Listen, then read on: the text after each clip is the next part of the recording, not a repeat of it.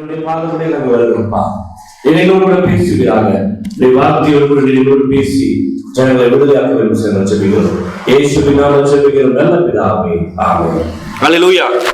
ஆண்டவராகிய இயேசு கிறிஸ்து நாமத்தில் உங்களை யாவரையும் வாழ்த்துகிறோம். விசேஷமா இந்த நாளில் கூட ஒரு கிறிஸ்துவ வாழ்க்கையில் ஒரு கிறிஸ்தவன் எப்படி இருக்க வேண்டும் என்று சொல்லி வேதம் சொல்லுகிற அந்த குவாலிட்டிஸ், வேதம் சொல்லுகிற அந்த குணாதிசயம் ஒரு கிறிஸ்தவனுக்கு நிச்சயமா இருக்க வேண்டும் என்று சொல்லி நாம் தியானிக்க போகிறோம். ஆண்டவராகிய இயேசு கிறிஸ்து இந்த பூமியில் இருக்கிற காலகட்டத்தில் அவர் முதலில் பேசின வார்த்தைகள் நாம் இந்த நாள தியானிக்க போகிறோம். மத்திய எழுதின சுவிசேஷம் 5ஆம் அதிகாரம், அதிலிருந்து சில வசனங்களை நாம் வாசிக்க போகிறோம். மத்திய எழுதின சுவிசேஷம் 5ஆம் அதிகாரம். அவர் திரளான ஜனங்களை கண்டு மலையின் மேல் ஏறினார். அவர் உட்கார்ந்த பொழுது அவருடைய சீஷர்கள் அவரிடத்தில் வந்தார்கள். அப்பொழுது அவர் தம்முடைய வாயை திறந்து அவர்களுக்கு உபதேசித்து சொன்னது என்னவென்றால், ஆவியில் எளிமை உள்ளவர்கள் பாக்கியவான்கள், பரலோக ராஜ்யம் அவர்களுடையது. துயரப்படுகிறவர்கள் பாக்கியவான்கள், அவர்கள் ஆறுதல் அடைவார்கள். சாந்த குணம் உள்ளவர்கள் பாக்கியவான்கள், அவர்கள் பூமியை சுதந்தரித்துக் கொள்வார்கள். நீதியின் மேல் பசி தாகம் உள்ளவர்கள் பாக்கியவான்கள், அவர்கள் திருப்தி அடைவார்கள். இரக்கம் உள்ளவர்கள் பாக்கியவான்கள், அவர்கள் இரக்கம் பெறுவார்கள். இருதயத்தில் சுத்தம் உள்ளவர்கள் பாக்கியவான்கள், அவர்கள் தேவனை தரிசிப்பார்கள். சமாதானம் பண்ணுகிறவர்கள் பாக்கியவான்கள், அவர்கள் தேவனுடைய புத்திரர் எனப்படுவார்கள். நீதி நிமித்தம் துன்பப்படுகிறவர்கள் பாக்கியவான்கள், பரலோக ராஜ்யம் அவர்களுடையது. என் நிமித்தம் உங்களை நிந்தித்து துன்பப்படுத்தி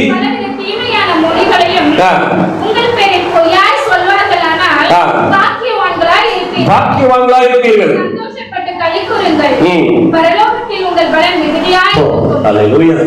பரலோக ராஜ்யத்தில், பரலோகத்தில் உனக்கு பொக்கிஷம் மிகுதியாய் இருக்க வேண்டும் என்று சொன்னால், பரலோகத்தில் நீ திரளானவனாய் பெருகிறவனாய் இருக்க வேண்டும் என்று சொன்னால், ஆண்டவர் சொன்ன இந்த குவாலிட்டிஸ் ஒரு கிறிஸ்தவனுக்கு இருக்க வேண்டும். ஆமென். ஹல்லேலூயா. இந்த உலகத்துல எல்லாத்துக்கும் குவாலிஃபிகேஷன் அல்லது தகுதிகள் அடிப்படையில தான் எல்லாமே நம்மள வேலைக்கு சேர்ப்பாங்க இல்லையா? ஒரு போலீஸ் என்று சொன்னா 152 சென்டிமீட்டருக்கு மேல என்ன பண்ணணும், அவங்க இருக்கணும். அவங்களுடைய ஒரு செஸ்ட் மார்பளவு அவங்களுக்கு 52 நினைக்கிறேன், அந்த அளவுக்கு இருந்தா மட்டும்தான் அவங்க ஒரு போலீஸாகவோ அல்லது மிலிட்டரியாவோ அவங்க அந்த தகுதிக்கு உட்படுத்துவாங்க.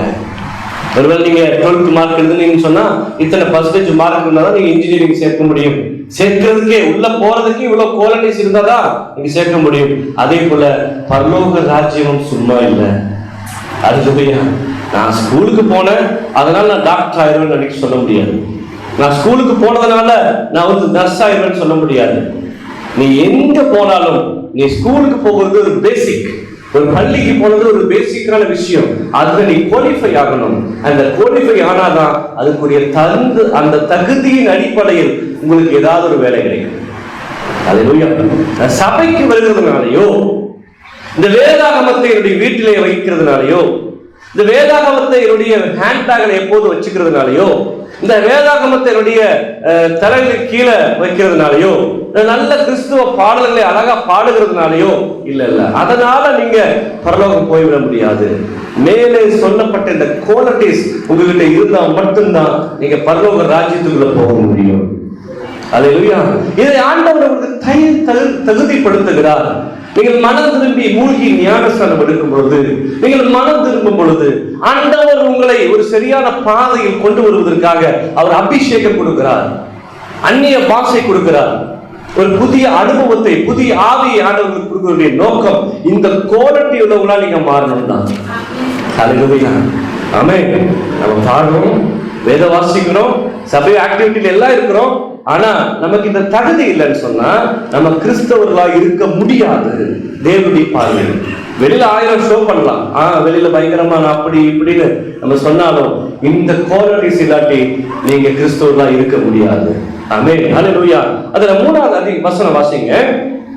ஆவியில் எளிமை உள்ளவர்கள் பாக்கியவான்கள், பரலோக ராஜ்யம் அவர்கள். என்னங்க ஆவியில எளிமை உள்ளவர்கள்? ஆமென். ஆவியில் எளிமைனா என்ன? ஆவியில் எளிமைனா என்ன? நமக்குள்ள ஒரு ஆவி இருக்குல்ல, அந்த ஆவி எளிமையா இருக்குன்னா என்ன பண்ணணும்? ஆவியில் எளிமை, அதை பத்தி ஏதாச்சும் ஒரு ஐடியா இருக்கு நம்மளுக்கு? ஆவியில் புவர் இன் ஸ்பிரிட், ஆவியில் எளிமை. ஆவியில எளிமைன்னு சொன்னா நாம் பாவி என்பதை நாம் உணர்ந்திருக்க வேண்டும். என்னது? நான் பாவி என்பதை உணர்ந்திருக்க வேண்டும். நம்முடைய தவறுகளை நாம் அக்செப்ட் செய்யறவங்களா இருக்கணும்.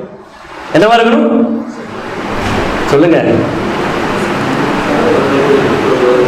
இந்த உலகத்தாண்ட போய் கேளுங்க, அவன் என்ன பண்ணுவான்? முதல்ல ஏதாவது சொன்னா தெரிஞ்சு சொல்லுவானா தெரியாம சொல்லுவானா? சத்தமா பேச. தெரிஞ்ச சொல்லுவான். சுய நீதி இருக்கிறவங்க ஆவியின் எளிமைக்கு எதிரானவங்க. என்னது சுய நீதி? என்னது?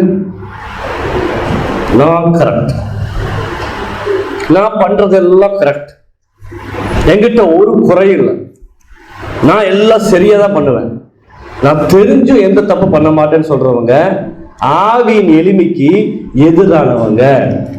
ஆமென். ஒரு கிறிஸ்தவன் ஒரு பிரச்சனை வரும்போது தன்னை பரிசோதிக்கணும். நம்ம கிட்ட என்ன தப்பு, நம்ம பேசுற எந்த வார்த்தை தவறு, நம்ம எதுல ராங்கா நடந்துட்டோம், நம்ம சிந்தனையில் ஏதாச்சும் ராங் இருக்குதா, நம்ம கரெக்டா இருக்கணும்னு தன்னை யாரு பரிசோதனை பண்ணுகிறாங்களோ அவங்க தான் ஆவியில் எளிமை உள்ளவர்கள். தெரிஞ்ச ஒரு பிரச்சனை தான் பண்றதா தப்பு, ஆனா கடைசி வரைக்கும் நான் பண்ண தப்ப நான் என்ன பண்ண மாட்டேன் சொல்லுங்க, ஒத்துக்கவே மாட்டேன், வேணும்னே ஒத்துக்க மாட்டேன் அப்படின்னு சொல்றவங்க ஆவியின் எளிமைக்கு. அப்ப அங்க என்ன போட்டிருக்கு? ஆவியில் எளிமை உள்ளவர்கள் பாக்கியவான்கள் அவங்க. இதுதான் ஃபர்ஸ்ட், இதுதான் கேட் என்டர். உங்க யூனிஃபார்ம் மாதிரி. என்னது? செக்யூரிட்டி வெளியே தருவா யூனிஃபார்ம் இல்லாட்டி இல்ல சொல்லுங்க. பெல்ட் ஷூ இதெல்லாம் ப்ராப்பரா இல்லாட்டி செக்யூரிட்டியோ இல்லாட்டி பிடி மாஸ்டர் என்ன பண்ணலாம்? உங்க ஹெட் மாஸ்டர் நியாயம் இருக்க வேண்டிய அவசியம் இல்ல, உங்க டீச்சர்ஸ் நியாயம் இருக்க வேண்டியது இல்ல, சாதாரண பியூன் கூட என்ன பண்ணுவான்? கெட் அவுட், என்ன இப்படி வர ஸ்கூலுக்கு சொல்லிடுவான். ஆவியின் எளிமை.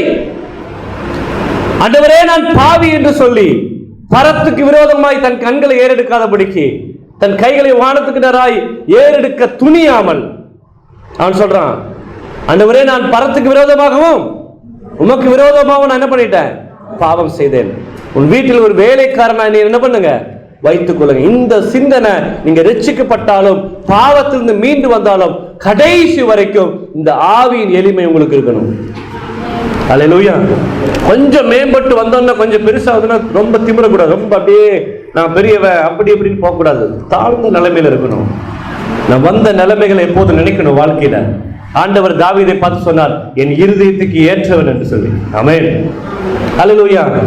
சொல்லுங்க, என் இருதயத்துக்கு ஏற்றவன். இந்த வேதாகமத்தை திருப்பி பார்க்கும் பொழுது இந்த வேதத்தை நமக்கு எழுதி கொடுத்த ஆண்டவர் ராஜாதி ராஜா, அண்ட சராசரத்தை படைத்தவர், அவருடைய பெருமையை குறித்தோ அவருடைய பிரஸ்தாபங்களை குறித்தோ ஏதாவது ஒரு இடத்தில் இயேசு பேசியிருந்தாரு சொன்னா ஆச்சரியம் தான். நம்ம எவ்வளவு பேசுறோம், நம்மளே அறியாம பெருமை பேசிடுறோம், நமக்கு தெரியாம அறிஞ்சு பேசுறோம், அறியாமையும் பேசுறோம். ஆனா ஆண்டவர் எல்லாவற்றையும் அறிந்தவர். அவர் எங்கிருந்து வந்தாருன்னு அவருக்கு தெரியும், பரலோகம் எப்படிப்பட்டதுங்கிறது அவருக்கு சொல்ல முடியும். சகலத்தை அறிந்தவர். அவருடைய விஷயத்தை குறித்து ஒண்ணு கூட சொல்லல. அதாவது இப்ப நம்ம இங்க உட்காந்துருக்கீங்க, எல்லாருக்கும் 9 மாட மாளிகை இருக்குது. ஆனா அந்த 9 மாட மாளிகை பத்தி நீங்க யார்கிட்டயுமே ஒரு நாளும் சொன்னதே இல்லை. அதான் புவர் இன் ஸ்பிரிட், எளிமை. உங்ககிட்ட அப்படி ஒரு வீடு இருக்குன்னா யாருக்கும் இல்லையா? சொல்லுங்க. ஆண்டவர் அப்படிதான் இருந்தாரு. ஆண்டவர் உங்களை நம்மளை தயார்படுத்துறதுக்கு பேசினாரு. அவருடைய பிரஸ்தாபங்களையோ அவருடைய பெருமைகளையோ பேசுவதற்கு ஆண்டவர் ஒரு நாள் இங்க வரவில்லை. அல்லேலூயா. மனிதனை மனிதனாய் சிநேகித்து மனிதனோடு உறவாடும் பொழுது பேசும் பொழுது நம்ம அவர்களுக்கு என்ன பண்ண போறோம், அவங்களை எப்படி டெவலப் பண்ண போறோம், அவங்களுடைய வாழ்க்கை என்னவாக போதோ சிந்திக்குமே தவிர அங்க நம்மை குறித்து பெருமை பெற்றுவதற்கு இங்க ஒண்ணுமே இல்லை. எல்லா மனிதர்கள், எல்லாரும் பாவிகள், எல்லாரும் ஒரே இடத்துல வந்தோம், எல்லாம் ஒரே இடத்துக்கு போக போறோம். பரலோகத்துக்கு போறதுக்கு முதல் குவாலிபிகேஷன் நீ ஆவியில எளிமை உள்ளவர்களா இருக்க வேண்டும். அல்லேலூயா. முதலாவது நம் பாவத்தை ஏற்றுக்கொள்ளணும், நம்முடைய தவறுகளை ஏற்றுக்கொள்ளணும். அடுத்து அதை மறுபரிசீலனை செய்ய வேண்டும், ஆண்டவரோட ஐக்கியமா இருக்க வேண்டும். அந்த அந்த எண்ணம் இருக்கிறவங்க பெருமையா இருக்க மாட்டாங்க, பிரைடா இருக்க மாட்டாங்க. அல்லேலூயா. முதலாவது குவாலிபிகேஷன் ஆவியில் எளிமை உள்ளது. இரண்டாவது வார்த்தை வாசிங்க, 4வது வசனம். துயரப்படுகிறவர்கள் பாக்கியவான்கள், அவர்கள் ஆறுதல் அடைவாங்க. துயரப்படுகிறவர்கள், நீங்க துக்கப்படக்கூடாது வாழ்க்கையில. உங்களுக்கு ஏதோ ஒரு துயரம், ஒரு வியாதியா இருக்கலாம், அல்லது யாரும் இல்லாத ஒரு சூழ்நிலையா இருக்கலாம், அல்லது உங்களை கை தூக்கி விடுறதுக்கு ஒரு ஆள் இல்லாம இருக்கலாம். எதுவா இருந்தாலும், என்ன துயரமா இருந்தாலும் அந்த துயரத்தை நீங்க மனசால ஏற்றுக்கொள்வர்களா இருக்க வேண்டும். ஆண்டவர் ஏன் எனக்கு இப்படி கொடுத்துட்டாருன்னு நீங்க துக்கப்படாதீங்க. ஆண்டவர் உங்களை அனுமதிக்கும் போது அவருக்கு தெரியும், அனுமதிக்கும் போது உங்களுக்கு He knows. துயரப்படுகிறவர்கள் பாக்கியவான்கள், அவங்க ஆண்டவர் அவருக்கு ஆறுதல் அடைப்பார். அல்லேலூயா. நான் ஒருவேளை சொல்றேன், ஜாஸ்வாவுடைய தாத்தா பாட்டியை அடிக்கடி சொல்லியிருக்கிறேன். ரொம்ப கடினமான வேலை செஞ்சாங்க அவங்க வாழ்க்கையில, ரொம்ப துயரம் அவங்களுடைய வாழ்க்கையில. அவங்க தாத்தாவுக்கு நிறைய ஸ்கின் அலர்ஜி இருக்கும், கஷ்டப்பட்டு வேலை செய்வார் எஸ்டேட்ல. டெய்லி அந்த புல்லெல்லாம் தலையில தூக்கி வச்சுட்டு என்ன பண்ணுவார், அவர் கொண்டு வருவார். அவங்க பாட்டி எனக்கு தெரிஞ்சு கடைசி வரைக்கும் வேலை செஞ்சாங்க.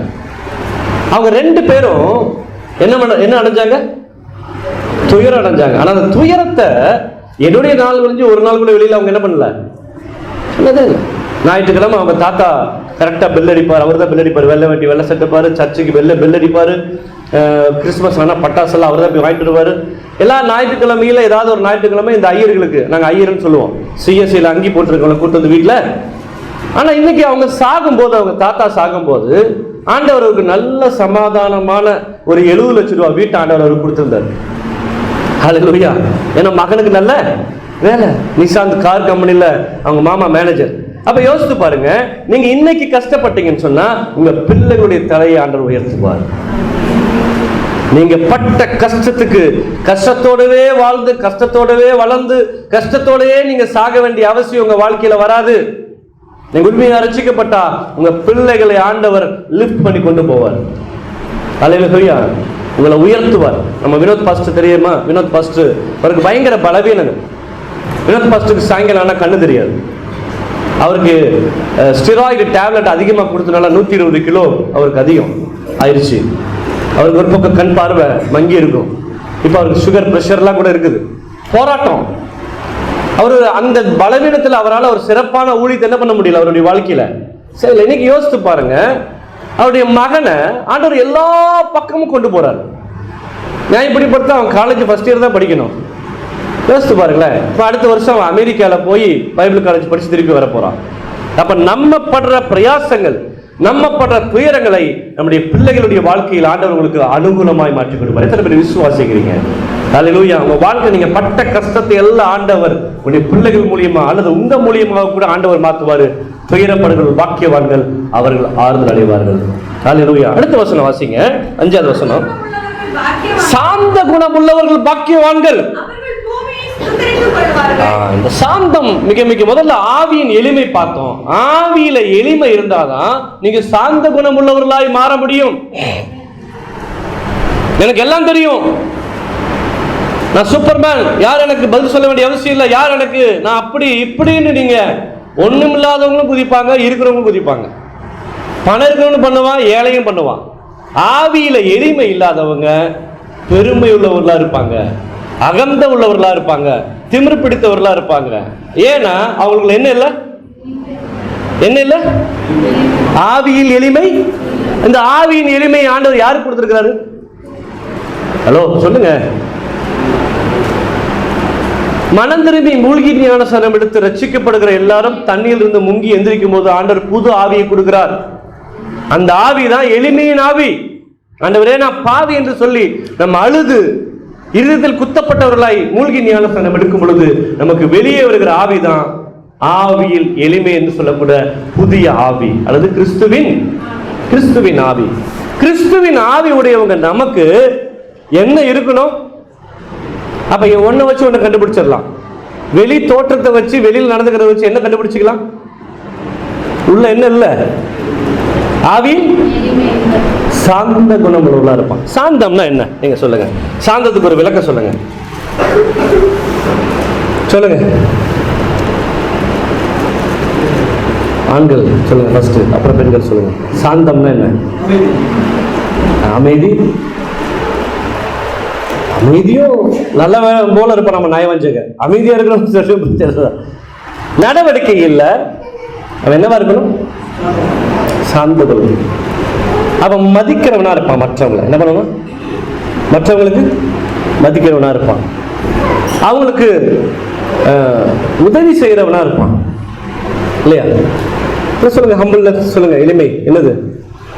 ஹம்பிள் தாழ்மை. அவங்க அதட்டி பேசுவாங்களா? சொல்லுங்க. மிரட்டியோ உருட்டியோ அதட்டியோ பேசுவாங்களா?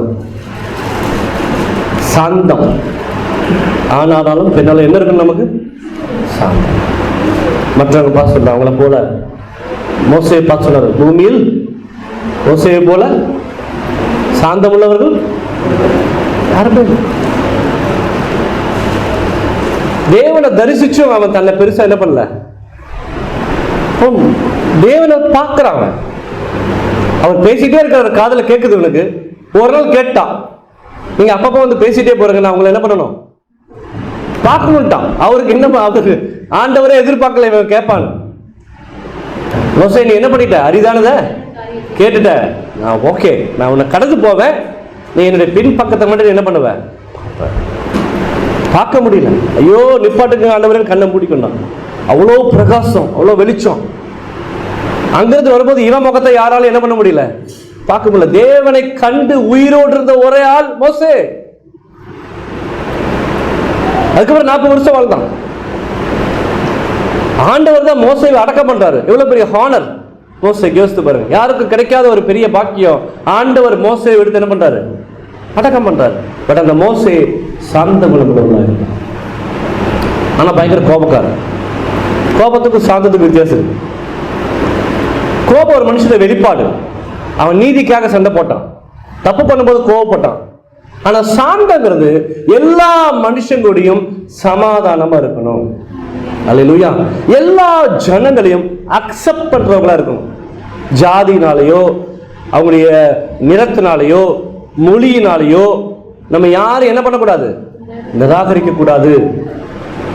எல்லாரையும் சமமா என்ன பண்ணணும்? எண்ணணும். எல்லாரும் கூட இசைந்து போகணும். நமக்குள்ள எந்த விதமான வேறுபாடும் நமக்குள்ள இருக்கக்கூடாது. we should be humble. எல்லா விதத்திலும் நீங்கள் தாழ்மை உள்ளவர்களாயிராட்டி நீங்க தேவனுடைய பிள்ளைகளே இல்லை. அல்லேலூயா. ஆண்டவர் அநேகரை தொட்டு சுகப்படுத்தினார். ஆண்டவர் செய்த அற்புதம் பாத்தீங்கன்னா, அவர் அநேகர் கூட இசைஞ்சு என்ன பண்ணார்? எல்லா காலகட்டத்திலும் அவர் பயணிச்சார். இந்த வசனத்தை வாசிங்க. சாந்த குணமுள்ளவர்கள் பாக்கியவான்கள், பூமியை சுதந்தரித்துக் கொள்வாங்க. சாந்த குணம் உங்களை அடுத்த லெவலுக்கு கொண்டு போகும். ஆமென். யாரும் கிடைக்காதவங்க எதனால கிடைக்காம இருக்கிறாங்க? ஒரு வீட்டில் சொத்து கிடைக்கல, இல்லை காசு கிடைக்கல, இல்லை நம்மளை ஒரு வேலையிலேருந்து சீக்கிரம் துரத்திடுவாங்க.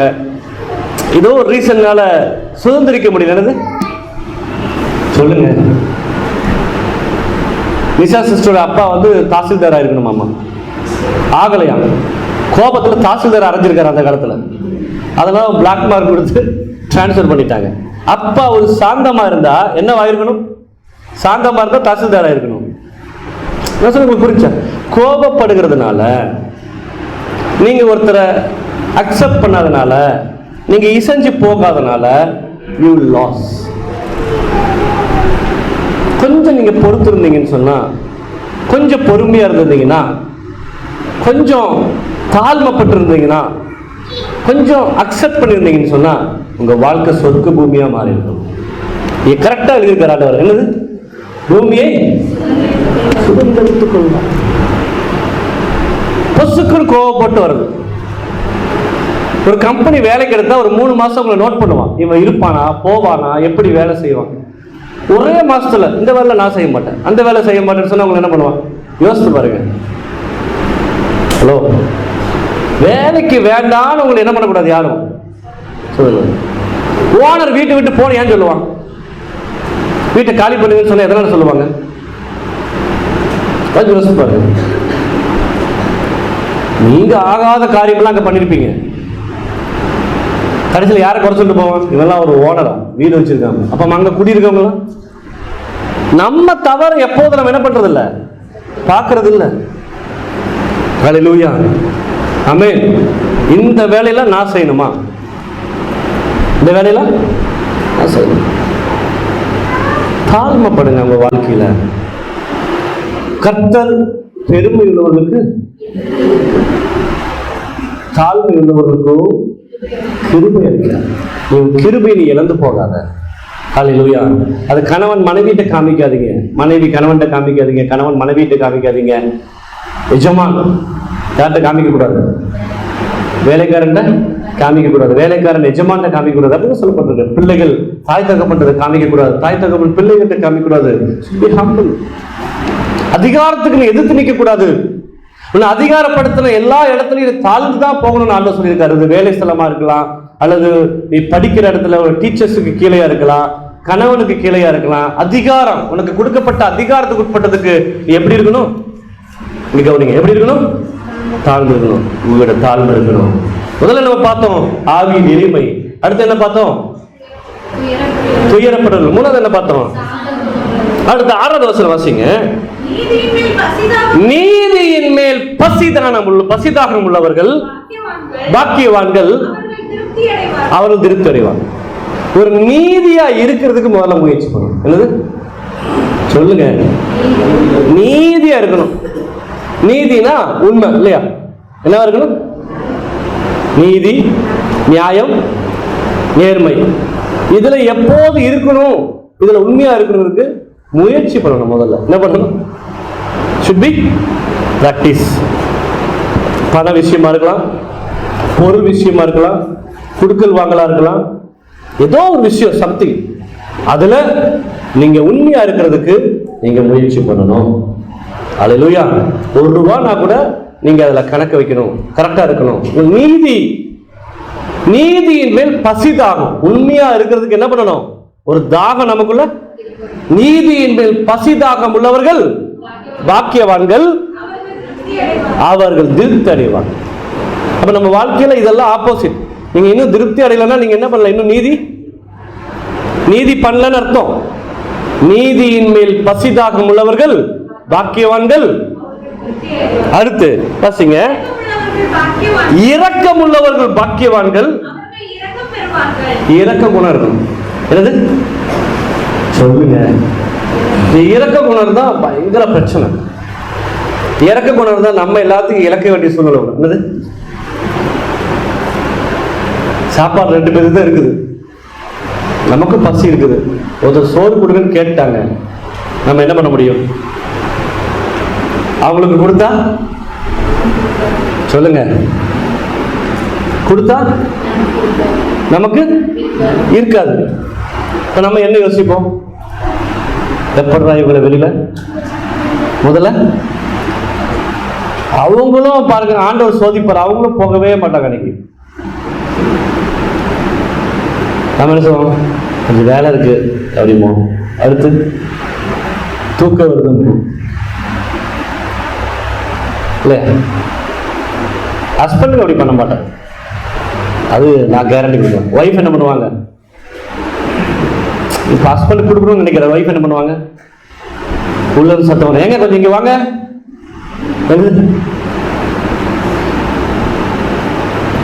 சில மோசமான ஹஸ்பண்ட் அப்படி பண்ணுவாங்கன்னு சொல்லுங்க, வச்சுக்கலாம். மெஜாரிட்டி ஒய்ஃப் அப்படி பண்ணுவாங்க. அப்ப இரக்கம் உள்ளவங்களா இருந்தா நீங்க தானம் உள்ளவர்களா இருக்க வேண்டும். ஆமென், ஹல்லேலூயா. இதெல்லாம் எங்ககிட்ட சின்னதுல கேட்டு கேட்டு எனக்கு பிடிச்சே போச்சு. எங்க அம்மா சொன்னது, எங்க அம்மா சின்ன விஷயம் சொல்லுவாங்க. இந்த படி இருக்கு, எங்க அம்மா சொல்லுவாங்க, இந்த படி இருக்கு பாத்தியா, இதுல யாராச்சும் அரிசி கேட்டா இப்படி போட்டு அது கோபுரம் மாதிரி இருக்கணுமா, தட்டக்கூடாதா. என்னது என்னது? எங்க அம்மா எனக்கு சொல்லி கொடுத்தது. அரிசி கொடுத்தா என்ன பண்ணணுமா? தட்டி, நம்ம தட்டி அளவு போடணுமா, மற்றவங்களுக்கு கொடுக்கும்போது என்ன பண்ணணுமா? ஆனா காமெடி தான், எங்க வீட்டுல ஒண்ணுமே இருக்காது. ஆனா எங்க அம்மா பயங்கர ஆளுதல கொடுக்கறதுல. காலைல சர்ச்சுக்கு போகும்போது சொல்லுவாங்க, வேலைக்கார பாட்டி வரும், நான் சர்ச்சுக்கு போக மாட்டேன், தூங்கிட்டு இருப்பேன். இட்லி சுட வச்சு வச்சிருக்கிறேன், அந்த பாட்டிக்கு இதுல இருந்தா கொடுக்கும். பழைய இட்லி என்ன பண்ணிடக்கூடாது, வந்து அந்த பழைய இட்லியை கொடுத்தோமா புது இட்லியை கொடுத்தோமா என்ன பண்ணுவாங்க, செக் பண்ணுவாங்க. எங்க அம்மா ஒரு 3 வேலைக்கு பிச்சைக்காரங்க எப்போதும் ஃபாலோ பண்ணுவோம். ஏன்னா எங்க வீட்டில் தான் சுடுசோறு கிடைக்கும். பார்த்துருக்கீங்க, பழைய காலத்தில் ஹெல்மெட் போட்டு ஓப் காலேஜில் சுற்றிட்டு இருப்பான், ஒரு ஹெல்மெட் காரம்பாங்க அவனை, ஒரு பிச்சைக்காரன். இப்படி சட்டையெல்லாம் எடுத்து கொடுத்துருவாங்க. அந்த இரக்க குணம் நம்ம ரத்தத்தில் ஊறணும். ஏன்னா நீ கிறிஸ்தவன். அல்லேலூயா. ஆண்டவர் என்ன சொல்றாரு, நான் உன் பாவத்தையே நான் மன்னிச்சிருக்கிறேன், உன்னை நான் அக்செப்ட் பண்ணியிருக்கிறேன். நீ செஞ்ச பாவத்தெல்லாம் நான் மன்னிக்கும் போது நீ இரக்கம் பாராட்டணும் இன்னொருத்தருக்கு. அல்லேலூயா. ஆமா, யோசித்து பாருங்க, அந்த 1.5 வருஷம் நம்ம அந்த கொரோனால இல்ல, விவேக் பிரதர் இருக்காரு, சாமுவேல் பிரதர் இருக்காரு, இத்தனை பேர். விவேக் பிரதர் 2வது கொரோனால தான் வந்தார் நினைக்கிறேன். First Kumar brother. பயங்கர சந்தோஷம். இந்த பிச்சைக்காரங்களுக்கு போய் சாப்பாடு கொடுத்துட்டு வந்தா எங்க வண்டி வர்றதுக்காக வெயிட் பண்ணிட்டு இருப்பாங்க ஒரு கூட்டம். அவங்க சொல்றது, உங்க சாப்பாடு நல்லா இருந்துச்சுங்க இல்லையா, கீரை சாப்பாடு நல்லா இருந்துச்சு, அந்த சாப்பாடு நல்லா இருந்துச்சு. அது நம்ம பசி ஆத்தும் போது. ஆனா உண்மையில அவங்க பிச்சைக்காரங்களே கிடையாதுங்க. அதை கூப்பிட்டு கொடுத்தா, இப்பதான் சாப்பிட்டேன், சோறு வேண்டாம், முட்டை மட்டும் கொடு அப்படின்னு வாங்கி அங்க ஒருத்தருக்கு அவன்கிட்ட கொடுங்குறான். இன்னொரு அம்மா நகை போட்டிருக்கு, எங்க காரை தாண்டி நின்று குழந்தையோட குதிச்சு வந்து 6 பாக்கெட் வாங்கிட்டு போகுது.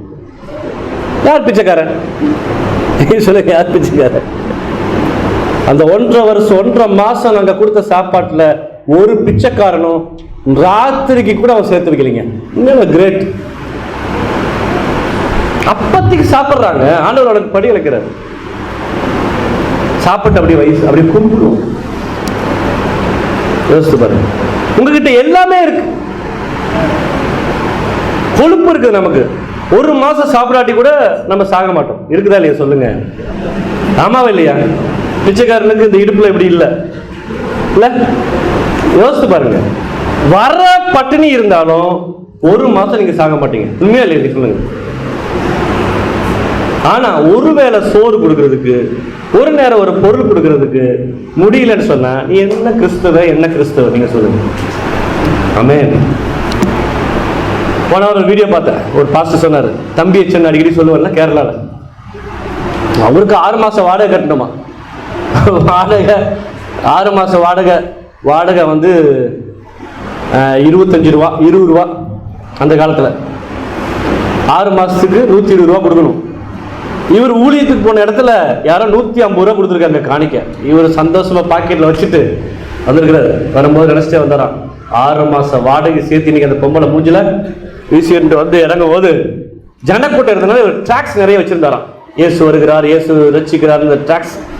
இவர் என்ன பண்ணார், எல்லாத்துக்கும் ட்ராக்ஸ் கொடுத்துட்டு வீட்டுக்கு போயிடுறாரு. கொடுக்கும்போது அங்க ஒரு ஆள் அப்படியே நின்று இருந்தார், வெள்ளை சட்டை போட்டு, மீசை இல்லாம இருந்தா பார்த்தா ஒரு பாஸ்டர் மாதிரி இருந்திருக்காரு. இவர் போய் கேட்டாரா, பாஸ்டான்னு கேட்டாரா? ஆமா நான் பாஸ்டர். எங்க போற? ஆண்டவர் என்ன ஹரியானாக்கு போக சொல்லியிருக்காரு. சரி ஓகே. வண்டி தான் நிக்கிறதுல ஏறல, ஏறணும். டிக்கெட் எடுத்துட்டியா? எடுக்கல, இனிதான் எடுக்கணும். ஏன்? காசு இல்லை அப்படின்னா. காசு இல்லாம எப்படி போவேன்? ஒரு காகம் வரும்னு ஆண்டவர் சொல்லியிருக்காரு. என்னது? இவரு இன்னொரு ஃபுல்லா இந்த பக்கம் ஃபுல்லா டாக்ஸ் கொடுத்துட்டு திருப்பி வந்தாராம். காகம் வந்துச்சா? இன்னும் வரல, வரும். 6 டைம் டாக்ஸ் கொடுத்துட்டு 6ஆம் டைம் ஆண்டவர் சொன்னாரா, டே நீதான் அந்த காகம் கொடுற அப்படின்னா. நீதான் என்ன பண்ணாரா, டக்குன்னு வண்டி எடுக்க போது போய் போ அப்படின்னு அனுப்பிச்சு விட்டாராம். 150 ரூபாயும். போகும்போது வீரவசமா பேசிட்டு போயிருக்கிறது பொம்பளைட்ட, வரும்போது கவசோட வருவேன்.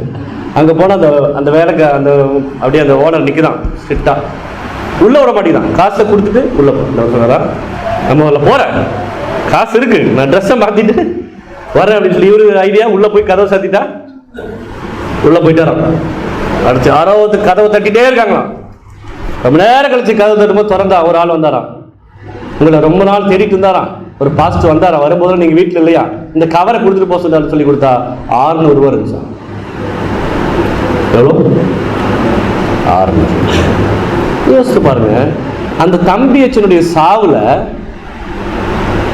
4 மினிஸ்டர் வர்றாங்க. என்னது, சாதாரண ஊழியக்காரன் தான். எத்தனை மினிஸ்டர்? 4 மினிஸ்டர். கொரோனால இவரு ஆம்புலன்ஸ் ஓட்டினாராம். இவரு இந்த வயசுல 4 பேர்த்தை இவர் இடத்துல அடக்கம் பண்ணியிருக்காரு. கொரோனா காலகட்டத்தில் 1.5 ஏக்கர் அவர் இருக்கிற வீடு, இப்ப அவர் சமாதியா இருக்கிற இந்த இடம் 1.5 ஏக்கர். அவர் வீட்டுல 50 பேத்துக்கு டெய்லி ஸ்திரமா சாப்பாடு இருக்குமா. யாரு வருவானு தெரியாத வேலைக்காரங்க வேலை செஞ்சுட்டே இருக்காங்க. அவங்க வீட்டுக்கு போய் பார்த்தா டைனிங் டேபிள் 25 பேர் உட்காரலாம். டைனிங் டேபிள் சாப்பாடு போட்டுட்டே இருக்கணுமா. ஊழியக்காரங்க வருவாங்க, வந்து 2 நாள் தங்கி இருப்பாங்க. ஈகை. வினோத் பாஸ்டர் கட்டி பிடிச்சி அழுதாரு. ராத்திரி மார்ச்சுரியில எனக்கு பார்க்கறதுக்கு பாக்கியம் கிடைச்சிச்சு. நானும் வினோத் பாஸ்டர், அவங்க 2 பசங்க. பால் கத்தி அழுகிறாரு. ஏன் பாஸ்டர் அப்படின்னு நான் சொல்றாரு, பாஸ்டர் எனக்கு ஒரு அப்பா இருந்தாரு, இறந்து போயிட்டாரு. இவர் எனக்கு அப்பாவும் இல்லை. 11 லட்சம் ரூபாய் ரெடி கேஷ் கொடுத்து ஒரு மகனை கூட்டிட்டு போன மாதிரி கூட்டிட்டு போய் எந்த காரா வேணும் வாங்கிக்கோன்னு சொல்லி எனக்கு பொலரை வாங்கி கொடுத்த அப்பா அவரு. பாருங்க, இவர் துபாயில வேலை போய் அங்கிருந்து ஓடி வரும்போது, அப்பா எனக்கு என்ன பண்றது தெரியல, சரி கோவால போயிரு, அங்க பைபிள் காலேஜ் படி அப்படின்னாரா.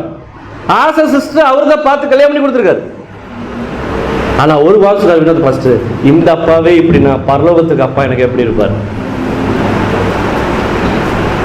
நாம் இயேசுவை பிரதிபலிக்கணும்,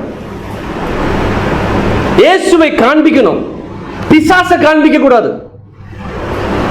உடைய முகத்துல, உடைய நடவடிக்கைகளுடைய பேச்சுல நீ இயேசுவை பிரதிபலிக்கணும். எந்த இடத்துலயும் லூசிபரை நீ பிரதிபலிக்க கூடாது, பிசாசை பிரதிபலிக்க கூடாது. கோபம் பிசாசுக்குரியது, தெய்வத்துக்குரியது அல்ல. வைராக்கியம் பிசாசுக்குரியது. குடுக்காக சேர்த்து வஞ்சகம் வைக்கிறது பிசாசுக்குரியது, பேய்த்தனத்துக்குரியது. கேரளத்தில் அழகா சொல்லுவாங்க, தெய்வ பைதலி. என்னது? தெய்வ மக்கள். எங்கள் நாடு யாரு? தெய்வ மக்கள். சில பேர் கோவம் சொல்லுவாங்க, சாத்தாம் பிள்ளைன்னு சொல்லுவாங்க. கோபத்தில் சைத்தாம் பிள்ளை. இல்லை இல்லை இல்லை, சின்ன பசங்க, வாலிப பசங்க, 50 ரூபா இருந்தாலும் நீ பிராக்டிஸ் பண்ணு. தெய்வம் யாரு நீ பாரு. ஆமென். நான் பிராக்டிஸ் பண்ணி நான் ஜெயிச்சிருக்கேன். நான் சொல்றேன், நானே இது தைரியமா வீசு. காசை இல்லாதவனுக்கு கொடு, கை தூக்கி விடு, ஒருவேளை சாப்பாடு வாங்கி கொடு.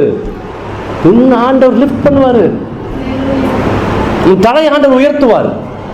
அநேக ஆயிரங்களுக்கு பிரயோஜனம் ஆண்டவர் என்ன பண்ணுவார்? உன்னைய கொண்டு போவார். இந்த கொடுக்கறதுல, செய்யற காரியத்துல நம்ம சலைஞ்சு போயிடக்கூடாது. நீங்க கொடுக்காம வச்சீங்கன்னா அந்த பொருள் அப்படியே தான் இருக்கும், அது உங்களுக்கு பிரயோஜனம் இல்லாம போயிடும். பசியாற்றுங்க. ஆமென். அதான் ஆண்டவர் சொல்றாரு, அந்நியர்களை உபசரிக்கிறதுக்கு மறவாதீர்கள், அந்நியரை உபசரிக்க நாடுங்கள். சத்துரு பசியா இருந்தா கூட என்ன பண்ணணும்? நீ அவனுக்கு உணவு கொடு. ஹல்லேலூயா.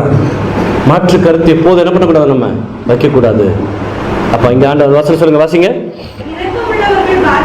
இரக்கம் உள்ளவர்கள் பாக்கியவான்கள், அவர்கள் இரக்கம் பெறுவார்கள். அடுத்து, இருதயத்தில் சுத்தமுள்ளவர்கள் பாக்கியவான்கள், இருதய சுத்தம் தான்.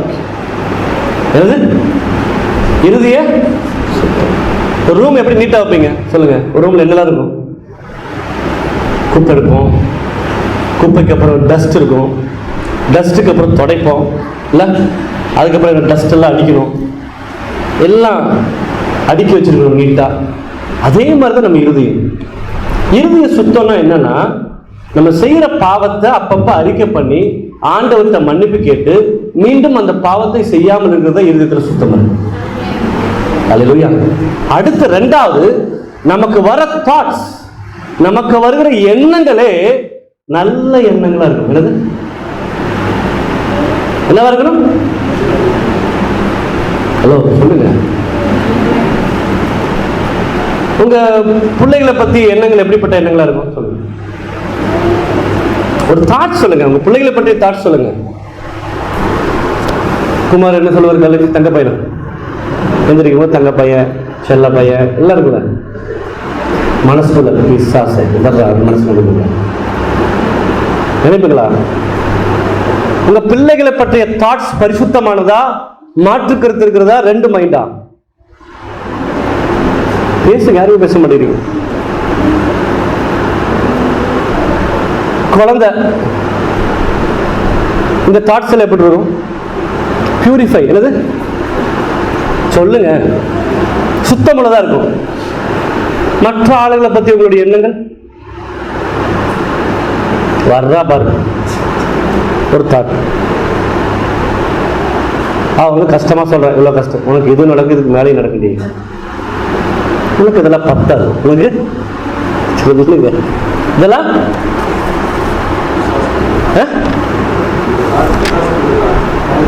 புரியல. அது ஓகே, அந்த தாட் என்ன தாட்டு, அது வருதா செத்தா நல்லா இருக்கும். மாமியார் மருமகளை பத்தி சீக்கிரம் செத்த நல்லா இருக்கும், மருமக மாமியாரை பத்தி செத்த நல்லா இருக்கும். இப்படி தாட் இருக்கு இல்லையா? இருக்கவே கூடாது, மூஞ்சிலே முடிக்க கூடாது. அப்ப புருஷ முன்னாடி சொல்லவே வேண்டாம். பைபிள் சொல்றது உங்களுடைய எண்ணங்கள் பரிசுத்தமா இருக்க வேண்டும். வேலை சொல்ற எல்லாத்தையும் பற்றி நீங்க மேன்மையான எண்ணத்தை வச்சிருக்கணுமா? நம்ம கூட பயணிக்கிறவங்க, நம்ம கூட இருக்கிறவங்க பத்தி என்ன இருக்கணும்? நல்ல ஹைலி தாட்ஸ். என்னுடைய சகோதரன், என்னுடைய பிள்ளைகள், நம்ம ஜாஸ்வா இருக்கிறான், டென்னி இருக்கிறாங்க, எஸ் என்னுடைய தம்பிங்க. அதுக்கு மாற்று என்ன பண்ணக்கூடாது? மூஞ்சுக்கு நேரம் சொல்லலாம், ஏய் இது தப்பு, இது பண்ணாத, இங்க போகாத, இது சரியில்லை, அவ்வளவுதான். மனசுக்குள்ள என்ன பண்ணக்கூடாது? யாரை பத்தி நம்ம எரிஞ்சிட்டு இருக்க கூடாது, கரிஞ்சிட்டு இருக்க கூடாது, கருவிட்டு இருக்க கூடாது. இப்படி சொல்லுவாங்க இல்லையா? பால் பரிசுத்தமானதுதான். பாலை ரொம்ப தீய விட்டு என்ன ஆகும்? கரிஞ்சிடும். அப்போ வேதம் சொல்லுகிறது நம்ம தாட்ஸ், நம்முடைய எண்ணங்கள் பரிசுத்தமானவர்களா இருக்கும். இருதயத்தில் சுத்தமுள்ளவர்கள் பாக்கியவான்கள், தேவனை தரிசிப்பார். மோசே சண்டை போட்டா இந்த ஜனங்கள்ல, மனுஷங்களா நீங்களா, உங்களை நடத்தி வந்த ஆண்டவரை மறந்து இந்த கண்ணுக்குட்டிய தெய்வம் சொல்லிட்டீங்களா? அவர் எவ்வளவு வருத்தப்படுவாரு. இந்த 10 கற்பனைகள் எழுதி கொடுத்திருக்கிறாருன்னு சொல்லி அந்த 10 கற்பனைகளை தூக்கி வீசிட்டு அந்த கண்ணுக்குட்டியை அடிச்சு உடைச்சு பவுடர் ஆக்கி அதை தண்ணியில போட்டு கலக்கி எல்லாத்தையும் குடிக்க வச்சான். இதை குடிக்கடா உங்க தெய்வத்தைன்னு சொல்லி மேல போன ஆண்டவர் சொல்றாரு, மோசே இந்த ஜனங்கள் வழங்கா கடுத்துள்ளவங்க, நான் இவர்களை ஒரு நிமிஷத்தில் என்ன பண்ணுவேன்? நிஷ்டூகம் பண்ணுவேன். உங்களை கூப்பிட்டு கேட்கிறாரு எம்டி மேனேஜர், நீங்க ஒருத்தரையும் சரியில்லை, நான் துரத்திட்டு ஒண்ணு எம்டி ஆக்க போறேன்னு நீங்க என்ன சொல்லுவீங்க? சரி சார், ஆமா சார், யார் சரியில்லை சார், நான் மட்டும் தான் கரெக்ட் சார் சொல்லுவோமா சொல்ல மாட்டோமா? ஆண்டவரே சொல்றாரு, மோசே உன்னையும் பிள்ளைகளையும் நான் ஒரு பெரிய ஜாதி ஆக்குறேன், இவங்க எல்லாத்தையும் நானு. அது அப்படியே ஆண்டவரே, வேண்டாம் ஆண்டவரே, எனக்காக வேண்டாம். என்னது? நீங்க கூட்டிட்டு வந்த ஜனங்களை வனாந்தரத்துல நீங்க கொண்டுட்டீங்கன்னு சொன்னா, இந்த தெய்வத்தை நம்பி போனாங்களே, இந்த தெய்வம் எல்லாத்தையும் வனாந்தரத்துல இவங்கள கொன்றுச்சுன்னு சொல்லி உங்களை தப்பா நினைப்பாங்க ஆண்டவரே, தப்பா பேசுவாங்க ஆண்டவரே. வேண்டான்னு சொன்ன அந்த மோசே இருதயத்தில் சுத்தப்பட்டவன். ஹைலி தாட் இல்ல, நமக்கு வருது சேர்த்து இன்னொருத்தருக்கு வாங்கி கொடுக்கறது தான் பரிசுத்தமானது. நம்ம மட்டும் வாங்கி தனியா கொண்டு போலாம் அப்படிங்கிற எண்ணம் நமக்கு இருக்க. மோசே பேத்தி கூட்டிட்டு வந்தோம், அவங்க வழியில கொள்றதுக்கா நம்ம கொண்டு வந்தோம்னு சொல்லி மோசே யோசித்த அந்த எண்ணம் தான் ஹைலி உயர்ந்த எண்ணம். இருதயத்தில் சுத்தமுள்ளவர்கள் பாக்கியவான். நம்ம இருதயம் பரிசுத்தமா இருக்கணும், பாவம் உள்ள இருக்கக்கூடாது, பாவத்தை கிளென்சிங் பண்ணணும், பாவத்தை இல்லாம ஆக்கணும். அடுத்து நமக்கு வர தாட்ஸ்களை பரிசுத்தமா என்ன பண்ணணும்? ஒருத்தருடைய பார்வையில நம்ம கிட்ட தப்பு இருக்கக்கூடாது, ஒருத்தர் பேசுற வார்த்தையில தப்பு இருக்கக்கூடாது. பேசுற வார்த்தைகளை நீங்க பரிசுத்தமா இருந்தீங்கன்னா you'll be grateful. ஆமென். அடுத்த வசனம் வாசிங்களேன், 9. சமாதானம் பண்ணுகிறவர்கள் பாக்கியவான்கள். ஆமென். நம்ம சமாதானம் பண்றவங்களா இருக்கணும், சமாதானம் பண்ண வைக்கிறவர்களா இருக்க வேண்டும். ஆமென். சமாதானத்துக்கு விரோதமா நம்ம என்ன பண்ணக்கூடாது? எப்போதும் நம்முடைய வாழ்க்கையில இருக்கக்கூடாது. அடுத்த வசனம் வாசிங்க.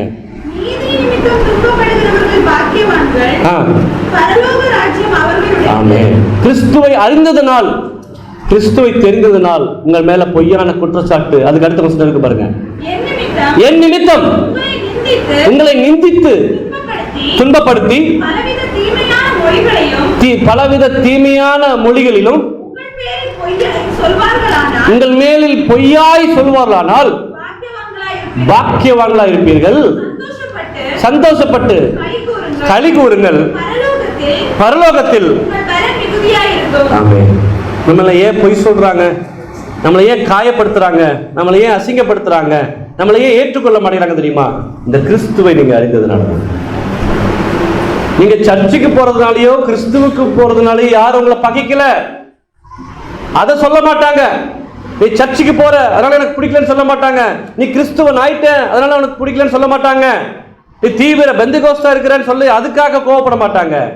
அதை மனசுல வச்சுட்டு வேறொரு காரியத்தை சண்டை இழுப்பாங்க. என்னது புரியுதானே அவனுக்கு?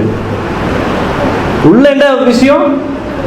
இவன் கிறிஸ்தவன் ஆயிட்டான், ஏசு ஏசுன்னு போறாங்கிறத மனசுல வச்சுட்டு பண விஷயத்துல, சொத்து விஷயத்துல, வீட்டுல அங்கீகரிக்கிற விஷயத்துல எல்லாத்துலயும் உங்களை என்ன பண்ணுவாங்க? துன்பப்படுத்துவாங்க. இயேசு சொல்றாரு, இதுக்கு காரணம் மற்ற விஷயம் அல்லப்பா, நான் தான். நீ இப்ப துன்பப்படுத்துறது எதனால? என்னால? என்ன நீ ஏற்றுக்கொண்டதுனால தான் உன்னை பகைக்கிறாங்க. அதனால நான் உனக்கு பரலோகத்துல பொக்கிஷத்தை நான் என்ன பண்றேன் உனக்கு. இந்த கால வேளையில நான் சொன்ன இந்த வார்த்தைகள் எல்லாம் உங்க வாழ்க்கையில இறுதிய பலகையில நீங்க எழுதி வச்சுக்கொள்ளுங்க. ஆவியின் எளிமை, சாந்த குணம், இரக்க குணம், இருதயத்தின் சுத்தம், இதெல்லாம் நம்முடைய வாழ்க்கையில் இருந்தா மட்டும்தான் நம்ம தேவனை தரிசிக்க முடியும். இந்த பூமியில என்ன வேணா நம்ம பண்ணலாம், என்ன டான்ஸ் வேணா ஆடலாம், என்ன சர்க்கஸ் வேணா பண்ணலாம். ஆனா பரலோகத்துக்கு போறதுக்கு இந்த குவாலிட்டிஸ் படி நீங்க வாழ்ந்தா மட்டும்தான். இன்னைக்கு அதை முயற்சி பண்ணணும். எல்லாரும் ஒரு விஷயம் தேவ சமுதிரம் எதிர்த்து நின்று Thank you Holy Spirit. Hallelujah. தங்களை இப்படி ஒரு தீர்மானம் எடுங்க. ஏதோ ஒரு குவாலிட்டி உனக்குள்ள கம்மியா இருக்கலாம். ஒருவேளை இரக்க குணம் உனக்கு இல்லாம இருக்கலாம். இன்னைக்கு ஒரு முடிவு, நீ இரக்க குணம் உள்ளவங்களா இருக்கணும். ஒருவேளை இருதய சுத்தம் இல்லாம இருக்கலாம். இன்னைக்கு முடிவு, இருதய சுத்தம் எனக்கு வேணும். சம்திங் எது உங்ககிட்ட இல்லையோ, எது உங்ககிட்ட இல்லையோ அதை இன்னைக்கு ஆண்டவர்கிட்ட கேளுங்க. ஆண்டவரே, இந்த ஒரு விஷயத்துல நான் ரொம்ப லேக்ஸ் ஆகுறேன்ப்பா. பொருள் மேல நான் கான்சியஸா இருக்கிறேன், கொடுக்கறதுக்கு எனக்கு மனசு வர மாட்டேங்குது, அல்லது எனக்குள்ள வர்றதெல்லாம் கெட்ட கெட்ட எண்ணமா வருது, இச்சை வருது, அடுத்தவங்களை பத்தி கோபம் வருது, வைராக்கியம் வருது. அதை மாத்துங்க. சமாதானம் பண்ணுறா என்னை மாற்றுங்கப்பா. ஆவியின் எளிமை, மேட்டிமை வேண்டாம், சுய நீதி வேண்டாம். நான் பாவிதாப்பா, என்னை மன்னிச்சுங்கன்னு சொல்லி ஒவ்வொரு நாளும் நீ பாவத்திலிருந்து மீண்டு வந்தத, நீ பாவி இருந்து ஆண்டவர்கிட்ட வந்தத நினைவு கூறுவர்களாக இருக்கணும். ஒரு விஷயம் ஒப்புக்கொடு.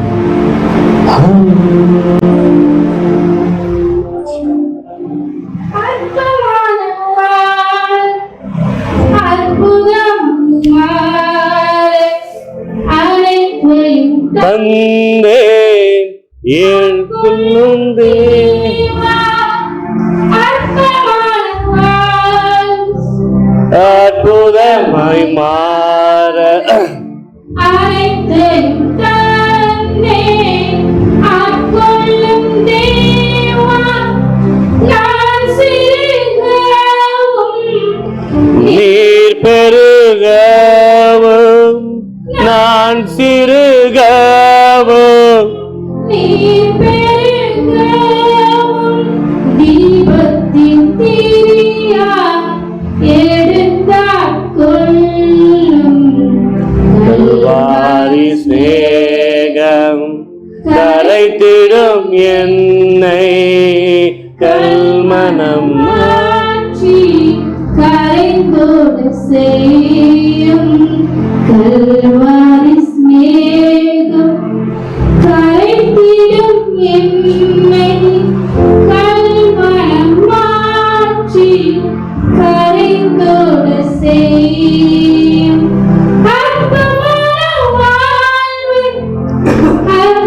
நலமாய் மாற கையும் தந்தே ஆட்கொள்ளும் தேவா, அற்புதமாய் மாறு. ஒப்பு கொடுங்க அனைத்தையும் தந்தே. எதிர்த்து இருந்து ஆட்கொள்ளும் தேவா, நான் சிரிக்கவும் நீர் பெருகவும் நான் சிறுகவும், நீர் பெருகவும் தீபத்தின் ஒளியால் எடுத்துக்கொள்ளும். ஒப்பு கொடுங்க கல்வாரி சிநேகம் கரைத்திடும் என்னை, கல்மனம் மாற்றி கரைத்தோடு செய்யும். அர்ப்பணிங்க. கல்வாரி சிநேகம் அது உன்னை கரையட்டும், உன்னை கரைத்தட்டும். என்னை கல்மனம் மாற்றி கரைத்தோடு செய்யும்.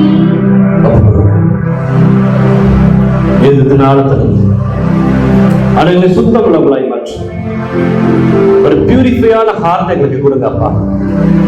எல்லாரையும் சிநேகிக்க இறக்க குணம் உள்ளவங்களாய் மாற்றுங்க அப்பா. நேயருக்கு கை தூக்கி விட உதவி செய்ய மாற்று. பரிசுத்தமுள்ள நல்ல பிதாவே, ஆசீர்வதிக்கப்பட்ட காலை வேளைக்காய் நன்றி சொல்லுங்க. அதற்கு ஒவ்வொரு ஆசீர்வதிங்கப்பா. இந்த கேட்ட வார்த்தைகள் அவருக்கு ஆசீர்வாதமாய் மாறட்டும். என்னுடைய எண்ணங்கள், என்னுடைய சிந்தனைகள், குணாதிசயங்கள் எல்லாம் மாறட்டப்பா. பெருமைகளுக்கு இராதபடிக்கைகளை எளிமை உள்ளவர்களாய் மாற்றுங்க. சாந்த குணம் உள்ளவர்களாய் மாற்றுங்கப்பா. தகுதி இல்லாத எங்களை நீர் தகுதிப்படுத்துகிறப்பா. பெருமை பாராட்டுவதற்கு எங்ககிட்ட ஒண்ணுமே இல்லப்பா. எல்லாம் நீர் கொடுத்ததப்பா. எல்லாம் பிச்சையா ஈவாய் நீர் கொடுத்தது. அது ஒரு நாள் நாங்கள் நஷ்டப்படுத்தாதபடிக்கு, நஷ்டம் அடையாதபடி. ஒரு வேலை மேல கோபப்பட்டா ஒண்ணுமே இல்லாம போயிருந்தாடி அங்க ஜீரோ ஆயிரும். ஒரு நாள் எங்களை விட்டு இறக்க கூட போகக்கூடாது. அரவணைக்கிற எண்ணம் ஒரு நாள் எங்களை விட்டு போகக்கூடாது. சிநேகிக்கிற அந்த சிநேகம் என்னைக்கு மாறக்கூடாதப்பா. பணமோ பொருளோ இங்க யாரையுமே மாற்றி விடக்கூடாது. நாங்கள் உதவி செய்கிறவர்களாய் மாற்றுங்கப்பா. இதை நம்பி வரவங்களை நாங்க கை தூக்கி விடுவதற்கு எங்களுக்கு உதவி செய்யும். ஒப்பு கொடுப்போமா? வாலிப பிள்ளைகளுக்கு வருகிற லைஃப் பார்க்கிறோம். அதே போல எண்ணம் உள்ளவங்களா வருகிற லைஃப் பார்ட்னர்ஸ் ஆனாலும் பெண்ணானாலும் கிறிஸ்துவை பிரதிபலிக்கிறவர்களா இருக்க தேவன் கிருபை பாருங்க. எங்கள் பிள்ளைகள் இதெல்லாம் பார்த்து அவர்கள் இதே போல வளர தேவன் கிருபை பாராட்டுகிறார்கள். மகா பெரிய கிருபை கூட இயேசுவின் நாமத்தில் ஜெபிக்கிறோம் நல்ல பிதாவே, ஆமென். ஆத்துமாவே கர்த்தரை ஸ்தோத்திரி, என் முழு உள்ளமே பரிசுத்த நாமத்தை ஸ்தோத்திரி. என் ஆத்துமாவே கர்த்தரை ஸ்தோத்திரி, அவர் செய்த சகல உபகாரங்களையும் பரவாதே. நம்முடைய கர்த்தராகிய இயேசு கிறிஸ்துவின் கிருபையும் பிதாவாகிய தேவனுடைய அன்பும் பரிசுத்த ஆவியுடைய அன்யோன்ய ஐக்கியமும் இன்றும் இன்றும் சதா காலங்களோடு கூட இருப்பதாக. ஆமென். God bless you.